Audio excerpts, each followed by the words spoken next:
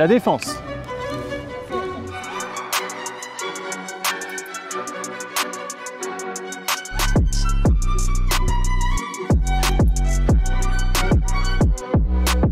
Argent, business, technologie, ce quartier d'affaires de la métropole du Grand Paris abrite à la fois le siège de grandes banques européennes et une forte concentration de choix vestimentaires, signe de prestige contemporain. Son autorité dans le domaine de la finance internationale se démontre chaque jour grâce à plein de gens qui marchent vite, en ayant l'air de savoir où ils vont.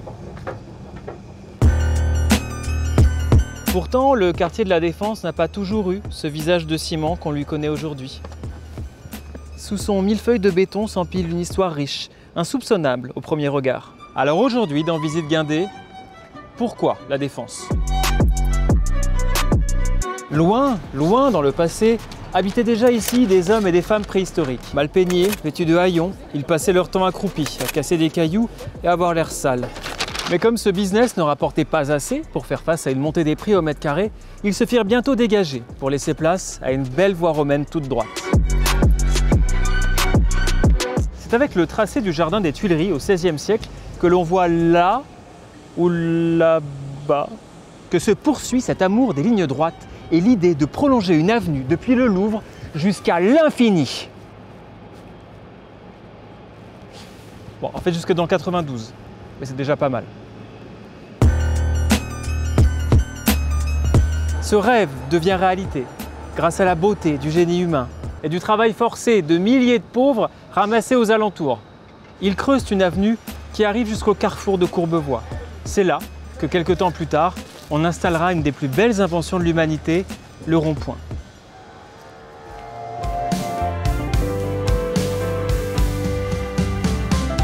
Un rond-point, c'est déjà très beau au goût nature. Mais en France, on aime les décorer. Alors on y a mis cette statue de femme, dont la tête couronnée d'une toute petite forteresse évoque Paris. Cette femme est un symbole. Elle incarne la résistance militaire des habitants de la capitale qui, en 1870, se sont défendus face à deux horreurs. D'un côté, l'armée prussienne qui voulait écraser les Français, et de l'autre, Napoléon III qui voulait écraser les Français. L'ensemble en bronze est baptisé La Défense et donne son nom au quartier tout entier.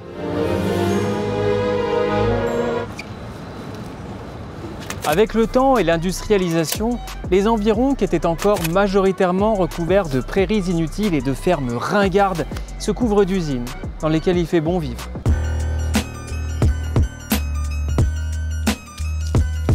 C'est une époque d'ouvriers, d'ouvrières et de guinguettes, qui laisse place au cours du XXe siècle à un autre décor, celui des premiers open space, dans lequel il fait encore mieux vivre parce qu'on est assis. Ces bureaux des années 50 inaugurent la transformation d'un quartier qui dessine un horizon urbain flambant neuf, d'où émerge ce Manhattan parisien, comme personne ne l'appelle.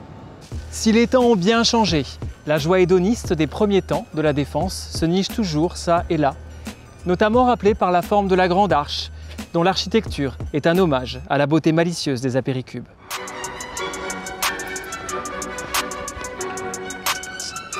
Et voici notre question répondue. Pourquoi la Défense? Parce que les ronds-points.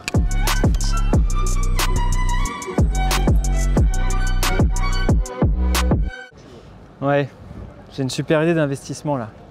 Les trottinettes électriques.